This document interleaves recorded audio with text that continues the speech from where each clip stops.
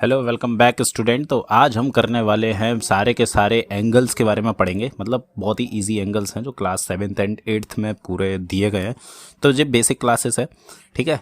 जैसे देखो, जैसे सबसे पहले हम पढ़ते हैं कॉम्प्लीमेंट्री एंगल, जैसे हम समपूरक कोण भी कहते हैं। कॉम्प्लीमेंट्री एंगल मतलब वो होते हैं जैसे कि दो एंगल को अगर हम ऐड करें तो वो एंगल 90 डिग्री हो जाए, राइट।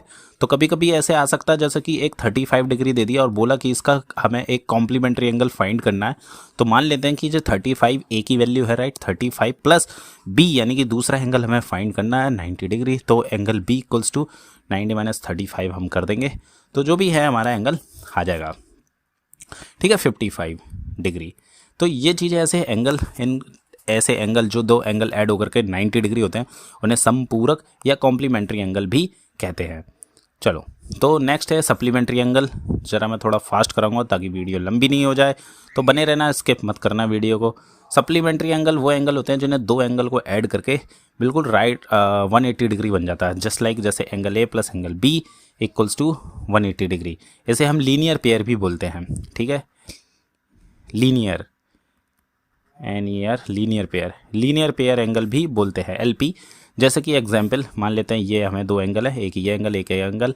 अभी ये एंगल जितना भी मान लेते हैं, जैसे कि इसको मान लेते हैं हम 120 मान लेते हैं और ये हो जाएगा हमारा 60, तो इसे सप्लीमेंट्री एंगल बोलते हैं। ऐसा हो सकता है कि हमें जैसे ये दिया है, ये 130 we have given and we have to find this value, और बोल देगा कि 130 का सप्लीमेंट्री एंगल फाइंड करो। तो जो हमें पता है पूरे लाइन के दोनों एंगल ऐड करके सप्लीमेंट्री एंगल ही होता है, इसे लीनियर पेयर एंगल भी बोलते हैं, ठीक है। अगर ऐसा क्वेश्चन आ जाए कि 130 का सप्लीमेंट्री एंगल बताओ, तो 180 से सब्ट्रैक्ट कर देंगे, तो जो भी हमारा एंगल है 50 डिग्री वो हमारा दूसरा एंगल आ जाएगा, ठीक है। और अगर लीनियर पेयर एंगल, ऐसे एंगल को बोलते हैं जैसे दो एंगल को ऐड करके जो एक लाइन पे बनते हैं, स्ट्रेट लाइन पर एंगल बनता है, राइट, उसे लीनियर पेयर एंगल बोलते हैं। तो ये दो एंगल है हमारे, इन दोनों को ऐड करेंगे जो पूरा 180 बन जाएगा, इसको हम लीनियर पेयर बोलते हैं, ठीक है। जैसे कि अगर ऐसा भी दिया होगा मान लो, ठीक है। अब हमें ये वाला बताना है कि ये क्या लीनियर पेयर एंगल है या नहीं है। तो हमें बहुत इजी भाषा में है कि देखो, जो तीनों एंगल ऐड होकर के 180 डिग्री होगा, ठीक है, राइट, तीनों डिग्री, तो ये लीनियर पेयर हो जाएगा। अब या चाहो तो डोमिनेंट इस एंगल को ले सकते हैं और हम इन दोनों को भी ले सकते हैं, ठीक है। तो ये दोनों एंगल ऐड होकर के 180 हो जाएगा। अब जैसे कि मैं बात करूं, अगर ऐसा भी हो सकता है, ऐसा बना हो, ठीक है, और एक एंगल इधर बन रहा है एक इधर बन रहा है, तो ये तीनों ऐड होकर के 180 डिग्री होगा, तीनों ही, तब लीनियर पेयर होगा, ठीक है। हम इन दोनों को लीनियर पेयर नहीं बोल सकते, ठीक है। तो अब नेक्स्ट है एडजेसेंट एंगल। एडजेसेंट एंगल यार, जैसे कि कोई भी एक शेप ले लेते हैं, ये ले लेते हैं, तो जो पास पास के एंगल एडजेसेंट एंगल, ये पास पास के एंगल एडजेसेंट एंगल, राइट, और ये दोनों भी एडजेसेंट एंगल हो जाएंगे, मतलब पास पास के। अगर दो लाइन पैरेलल ले लेते हैं तो ये दोनों एंगल जो पास पास के हैं ये भी एडजेसेंट एंगल है, ठीक है। अगर इधर ले लेते हैं ये दोनों एंगल, ये भी एडजेसेंट एंगल, तो एडजेसेंट एंगल होते हैं, इनको एडजेसेंट एंगल बोलेंगे, ठीक है। तो ये अगर लाइन पैरेलल है, ठीक है, राइट, और जो पास पास के एंगल हैं तो इन दोनों को ऐड करके तो हम 180 डिग्री बोलेंगे, एडजेसेंट एंगल है, ठीक है।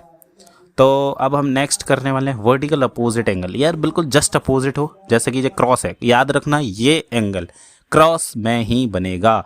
तो अगर ये एंगल की बात करें तो जो दोनों आपस में इक्वल होंगे, मान लेते हैं जो एक्स डिग्री एंगल है तो ये भी एक्स डिग्री एंगल ही होगा, राइट।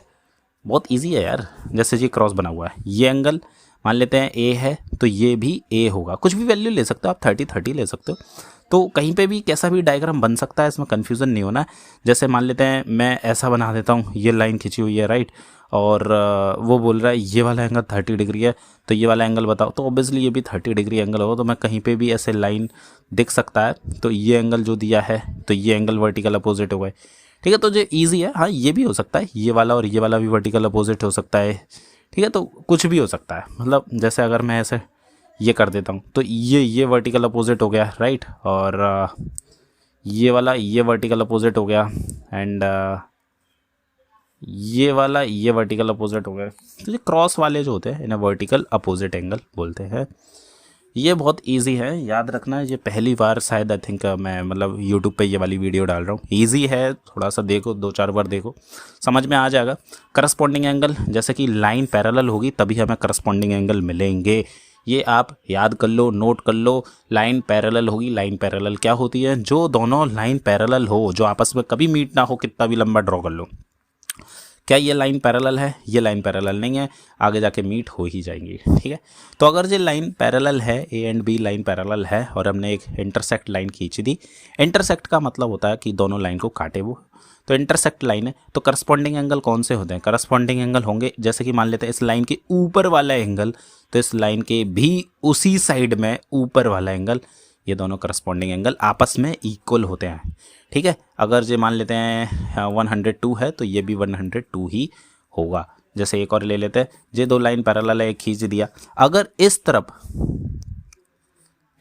इस एक सेकेंड, ये आई थिंक हाइलाइटर ले लिया मैंने, हाँ, तो इस तरफ इस वाली लाइन के ऊपर वाला एंगल, तो इसी तरफ इस लाइन के ऊपर वाला एंगल, ये दोनों कैसे linear pair, corresponding angle equal होंगे। आप कैसे भी ले सकते हो, जैसे मैं इधर पे ऐसे बना देता हूँ और ये बना देता हूँ, तो जैसे कि इस तरफ मैं ले लेता हूँ इस साइड, ठीक है। अगर लाइन के इस साइड वाला एंगल है तो सेम इस तरफ लाइन के इस साइड वाला एंगल ही करस्पॉन्डिंग एंगल होंगे। तो जस्ट मान लेते हैं जे 120 डिग्री एंगल है तो ये भी 120 डिग्री एंगल होगा। तो ये सारे एंगल करस्पॉन्डिंग एंगल होते हैं, ठीक है। तो इजी है। आई होप आपको जो सारे के सारे क्वेश्चन मतलब एंगल्स जो है समझ में आ गए होंगे।